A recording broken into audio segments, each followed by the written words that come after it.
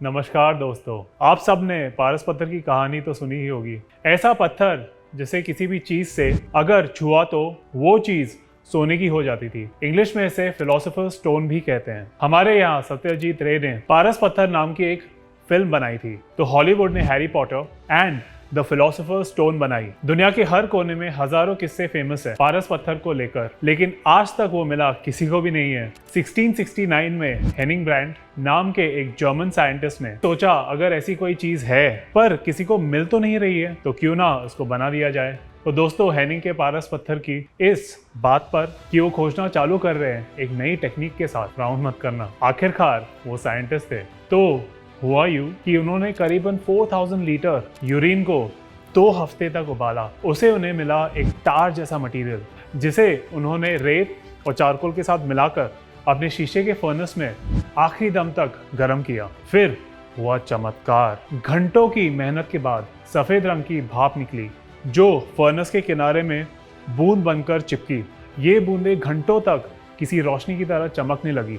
उस वक्त Hanning brand photo तो नहीं खींच सकते थे, लेकिन करीब 100 साल बाद 1771 में जोसेफ राइट नाम के पेंटर ने पारस पत्थर खोजने की उस रात को अपनी एक पेंटिंग में अमर कर दिया। ये पेंटिंग आज भी इंग्लैंड के डार्बी म्यूजियम और आर्ट्स गैलरी में रखी हुई है।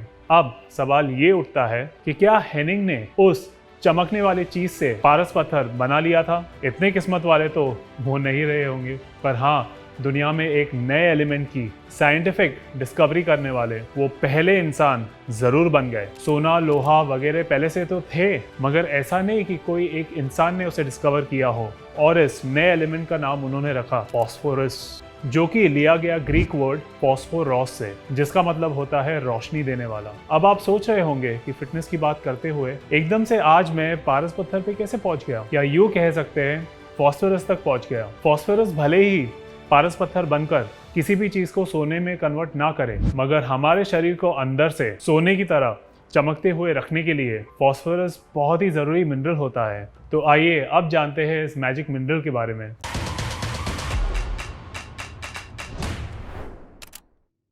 तो दोस्तों, कैल्शियम के बाद हमारे शरीर में पाए जाने वाले मिनरल्स में फॉस्फोरस का नाम आता है। ये हमारे बॉडी वेट के लगभग 1% होता है। किसी भी एडल्ट में 500 से लेके 800 ग्राम फॉस्फोरस होता है, और ये इतना सा फॉस्फोरस शरीर में एक नहीं, दो नहीं, बल्कि 4 अलग अलग इतने जरूरी काम करता है कि फॉस्फोरस के बिना जीवन संभव ही नहीं है। आप सब ये जानते होंगे कि हड्डियों में हमारे शरीर का 80% फॉस्फोरस होता है। ये कैल्शियम के साथ मिलकर कैल्शियम फॉस्फेट बनाता है। यही कैल्शियम फॉस्फेट हड्डियों का ढांचा बनाने के लिए रिस्पॉन्सिबल होता है। यानी कि अगर फॉस्फेट ना हो तो कैल्शियम से बनी हमारी हड्डियां पाउडर की तरह बिखर जाएगी। लेकिन रिसर्च में ये बात साफ हो गई है कि अकेला कैल्शियम मजबूत हड्डियां और टिश्यूज नहीं बना सकता, जब तक कि हमारे शरीर में सही अमाउंट में फॉस्फोरस एब्जॉर्ब ना हो रहा हो। डॉक्टर के सलाह के बिना कुछ कैल्शियम सप्लीमेंट्स शरीर में फॉस्फोरस के अमाउंट को आगे पीछे भी कर सकते हैं, जो कि हमारे शरीर के लिए बहुत नुकसानदायक हो सकता है। हड्डियों की तरह ही दांत वो दूसरी जगह है जहां कैल्शियम और फॉस्फोरस का बहुत ही अमेजिंग तालमेल होता है दांत के एनामल को बनाने के लिए, जिसकी वजह से वो साफ और ताकतवर दांत हमें देता है। जैसे कि टीवी एडवर्टाइजमेंट्स में आपने देखा होगा, आदमी दांतों से अखरोट तोड़ते हुए दिखाई देते हैं। कभी आपका कोई दोस्त अगर अपने दांतों से बियर की बोतल खोल देता है तो ये सब सिर्फ ऐड में देखने को मिलता है। असल जिंदगी में प्रॉब्लम हो सकती है। हालांकि दांत की ताकत नापने के ये तरीके सही नहीं है। मैं इसकी सलाह बिल्कुल नहीं दूंगा। सोनाक्षी सिन्हा पूछती है, क्या आपके टूथपेस्ट में नमक है? टूथपेस्ट कंपनी को आइडिया नहीं आया, वरना वो ये पूछती, क्या आपके टूथपेस्ट में फॉस्फोरस है? तो चलिए आगे बढ़ते हैं और जानते हैं डीएनए और आरएनए के बारे में। हमारे शरीर में न्यूक्लियोटाइड्स की एक लंबी चेन होती है जो हमारे शरीर में जेनेटिक इन्फॉर्मेशन को यहाँ से वहाँ पहुँचाने का रिस्पॉन्सिबिलिटी लेती है। डीएनए का छोटा भाई, या फिर यूँ कह लीजिए असिस्टेंट, उसका नाम है आरएनए। ये डीएनए की इन्फॉर्मेशन को एक मैसेंजर की तरह पहुँचाने का काम करता है। डीएनए और आरएनए की बैकबोन होता है शुगर फॉस्फेट। फॉस्फोरस और ऑक्सीजन से बना फॉस्फेट वो सुपर ग्लू है जिसके 3 ऑक्सीजन एटम्स सोल्यूशन में चार्ज को कैरी करते हैं। इसमें से 2 ऑक्सीजन एटम्स अपने नेबरिंग शुगर्स के साथ आयोनिक बॉन्ड बनाते हैं, जबकि तीसरा ऑक्सीजन एटम एक नेगेटिव चार्ज लिए हुए फ्री घूम रहा होता है। इससे पूरा डीएनए और आरएनए मॉलिक्यूल नेगेटिवली चार्ज होता है। तो यहाँ से बात करते हैं सेल्स और टिश्यूज की। काफी कम पर बहुत ही जरूरी अमाउंट में फॉस्फोरस हमारे सेल्स और टिश्यूज में भी मौजूद होता है। सेल्स और टिश्यूज में एनर्जी स्टोर होती है और फिर बॉडी इस एनर्जी का इस्तेमाल भी करती है। उसके लिए भी फॉस्फोरस का होना बहुत ज़रूरी है। जैसे वर्कआउट के बाद थकी और फैली हुई मसल्स को कॉन्ट्रैक्ट करने में और पेन मिटाने में फॉस्फोरस का बहुत इंपॉर्टेंट रोल होता है। या फिर किडनी से वेस्ट को फिल्टर आउट करने की प्रोसेस फॉस्फोरस के बिना अधूरी होती है। कुल मिलाकर सेल्स और टिश्यूज की ग्रोथ, मेंटेनेंस और रिपेयर, इन सब की जिम्मेदारी फॉस्फोरस के ऊपर होती है। तो अब बात करते हैं इसका डेली डोसेज क्या होना चाहिए। आरडीए का मतलब होता है रेकमेंडेड डेली अलाउंस, मतलब कि कोई भी न्यूट्रिएंट बॉडी को रोज कितना चाहिए होता है। ये एज, जेंडर और बॉडी वेट पर काफी डिपेंड करता है। फॉस्फोरस का आरडीए है, यानी कि रेकमेंडेड डेली अलाउंस, जो क्वांटिटी है जिसकी वजह से डेफिशिएंसी नहीं होनी चाहिए। मेल्स में है 1300 mg पर डे और फीमेल्स में ऑलमोस्ट 1000 mg पर डे। ये रिक्वायरमेंट होती है फॉस्फोरस की बॉडी में। अब समझते हैं कौन से फूड से हमें ये फॉस्फोरस मिलेगा। अपने रिएक्टिव नेचर की वजह से फॉस्फोरस कहीं भी अकेला नहीं मिलता, कंपाउंड फॉर्म में ही मिलता है। इसलिए डेयरी प्रोडक्ट्स की तरफ ध्यान देते हैं। दूध, दही और पनीर में फॉस्फोरस अच्छी क्वांटिटी में मिलता है। 1 ग्लास दूध पिया और फॉस्फोरस की 35% रेगुलर डेली इंटेक आपको मिल गई। और जो लोग लैक्टोज इंटॉलरेंट है, वो 1 ग्लास दूध की जगह एक बड़ा कटोरा दही का अपने डाइट में रोज इंक्लूड कर सकते हैं। नंबर 2 पर है होल ग्रेन्स, यानी कि अनाज। गेहूं, चावल, जौ, इन बेसिक अनाज के अंदर भी अच्छी अमाउंट में फॉस्फोरस होता है। सबसे ज्यादा फॉस्फोरस गेहूं में ही होता है। तो अगली बार ग्लूटेन छोड़ने के नाम पर आग बंद करके गेहूं छोड़ने के पहले याद रखिए, वो 1-2 चपाती सिर्फ कार्ब्स नहीं, फॉस्फोरस जैसे मिनरल को भी देती है। लिस्ट में नंबर 3 पर आता है बीन्स और आपके फेवरेट दाल। केवल 1 कप उबली दाल में 200 mg फॉस्फोरस होता है। नंबर 4 पर आते हैं नट्स और सीड्स। काजू, बादाम, मूंगफली, पिस्ता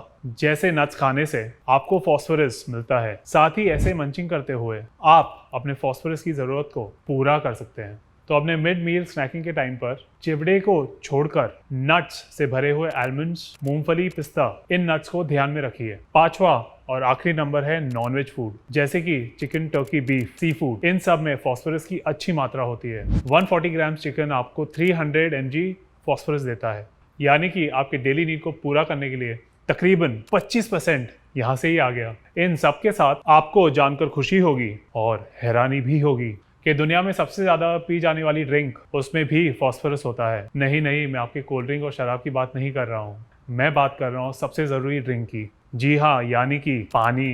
पानी में पाए जाने वाले अनेकों मिनरल्स में से सबसे बड़ा मिनरल फॉस्फोरस भी होता है। तो दाल रोटी से लेकर चावल और मछली तक, मुर्ग मसलम से पनीर लबाबदार तक, चाहे आप घर में हो या रेस्टोरेंट में, वेजिटेरियन हो या नॉन वेजिटेरियन, आपको फॉस्फोरस सब जगह मिल जाएगा।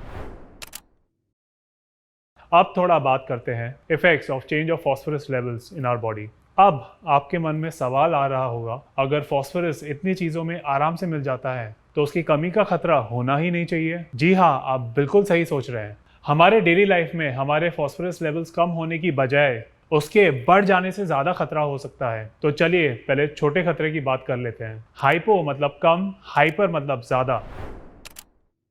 सो let us talk about hypophosphatemia, यानी कि शरीर में फॉस्फोरस लेवल्स कम हो जाना। ज़्यादातर डायबिटीज़, ब्लड प्रेशर और किडनी के पेशेंट्स को ये प्रॉब्लम हो सकता है, क्योंकि इन बीमारियों में ली जाने वाली दवाइयाँ कई बार बॉडी में ये फॉस्फोरस के एब्जॉर्प्शन को कम कर देती है। गैस बनने से बचाने वाले एंटासिड्स, हेपेरिन जैसे ब्लड थिनर्स, एस इनहिबिटर्स यानी कि ब्लड प्रेशर के मेडिकेशन, कुछ ऐसे एग्जाम्पल्स हैं जिसके रेगुलर यूज से बॉडी में फॉस्फोरस कम हो जाता है। इसके क्या इफेक्ट्स हो सकते हैं, आइए जानते हैं। हड्डियों में दर्द रहना, हड्डियों का कमज़ोर होना, जॉइंट्स में अकड़न या पेन होना, थकान, भूख की कमी, ये कम फॉस्फोरस लेवल्स के कुछ साइंस होते हैं। ज़्यादातर इस तरह की प्रॉब्लम सीनियर्स में देखने को मिलती है। कभी कभी छोटे बच्चों में भी फॉस्फोरस की कमी हो जाती है, जो कि ओवरऑल ग्रोथ, दांतों की और हड्डियों की ग्रोथ में प्रॉब्लम कर सकती है।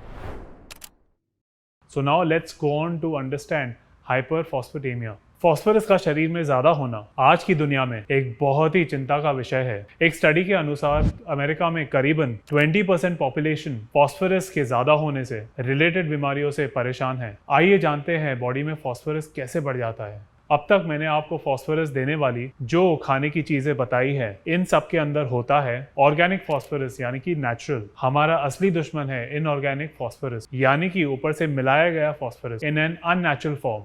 एडिटिव्स और प्रिजर्वेटिव्स के रूप में इनऑर्गेनिक फास्फोरस को fast foods, ready to eat foods, canned and bottle drinks और ज्यादातर प्रोसेस्ड फूड्स में मिलाया जाता है। इस सेंटेंस को वापस रिवाइंड करके सुनिए कि आपके पूरे दिन में आप इन सब चीजों को कितना यूज करते हैं अपने डाइट में और आपको कहाँ कंट्रोल करना है ताकि फास्फोरस लेवल्स ऊपर ना जाए। किसी भी तरह के खाने के पैकेट पर फॉस्फेट लिखा देखे तो तुरंत सावधान हो जाइए। आपको इस भारी फॉस्फेट की बिल्कुल जरूरत नहीं है। कुछ ऐसे लेबल्स जान लीजिए: dicalcium phosphate, disodium phosphate, monosodium phosphate, sodium hexametaphosphate, trisodium phosphate, sodium tripolyphosphate, tetrasodium pyrophosphate, phosphoric acid. ये सब रेड फ्लैग्स हैं। पोटैटो चिप्स के पैकेट से लेकर चॉकलेट के डब्बे तक, डीप फ्रिज आइसक्रीम से शुरू होकर प्रोसेस्ड मीट तक, आपको ये अभी बताए हुए नाम कहीं ना कहीं जरूर मिल जाएंगे। फिश के साथ खुलने वाली कोल्ड ड्रिंक को अगली बार अगर मुंह में लगाए तो याद रखें, आप ज्यादा टेस्ट के साथ बहुत ज्यादा इनऑर्गेनिक फास्फोरस और बहुत ज्यादा एडेड शुगर ये सब पी रहे हैं।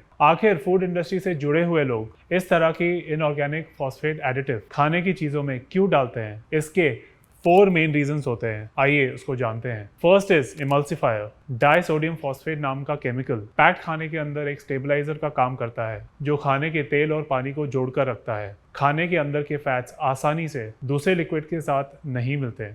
इमल्सिफायर के रूप में काम करते हुए इनऑर्गेनिक फॉस्फेट इनको मिक्स करने में हेल्प करते हैं। दूसरा रीजन है फ्लेवर एनहांसर का। आपने देखा होगा घर पर आप कितना भी अच्छा केक, चिप्स और पिज्जा क्यों ना बना ले, आपको वो टेस्ट नहीं आता जो आपको बाहर आता है।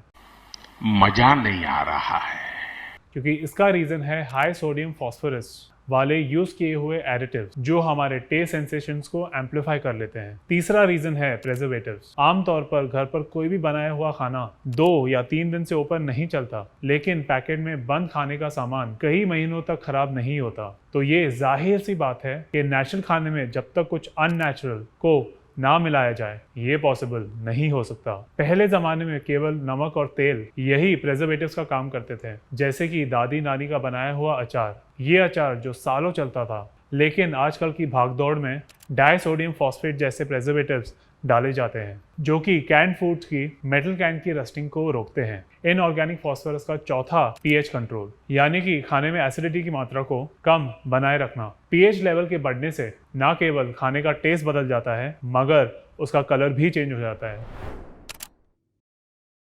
Effects of high phosphorus in the body. आइए अब आखिर में जानते हैं कि बॉडी में बढ़ा हुआ फास्फोरस आपको क्या क्या तकलीफें दे सकता है। दिल की बीमारी।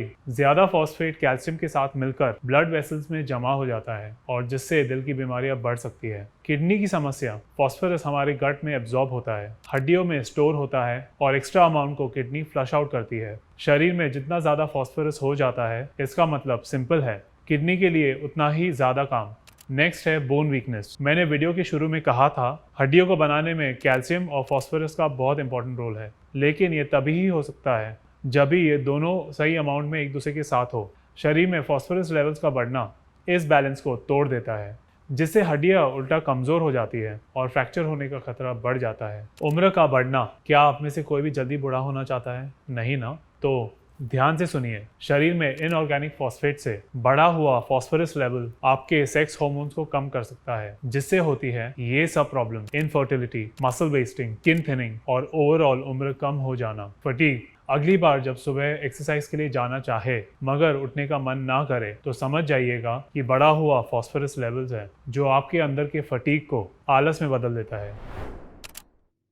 टू कंक्लूड, चट्टानों से लेकर समुद्र तक और धरती के ऊपर से लेकर धरती के मिडिल तक फास्फोरस की फितरत चमकने की भी है, मगर एकदम से जलने की भी ये दुनिया में 13th नंबर पर पहचाना गया एलिमेंट था, इसलिए मजाक में इसे डेविल्स एलिमेंट भी कहा जाता है। और आपने देखा हमारे लिए कैसा जरूरी है, लेकिन अगर शरीर में ज्यादा हो जाए तो शैतान की तरह काम करता है। तो आज ही इनऑर्गेनिक फॉस्फेट वाले बाहर के खाने को अलविदा कह दीजिए और नेचुरल फूड आइटम से मिलने वाले ऑर्गेनिक फॉस्फेट को आज से ही अपने डाइट में इंक्लूड कीजिए। मिलते हैं एक नए मिनरल और नई कहानियों के साथ। तब तक खुश रहिए, मस्त रहिए और फॉस्फेट लिमिट में खाइए।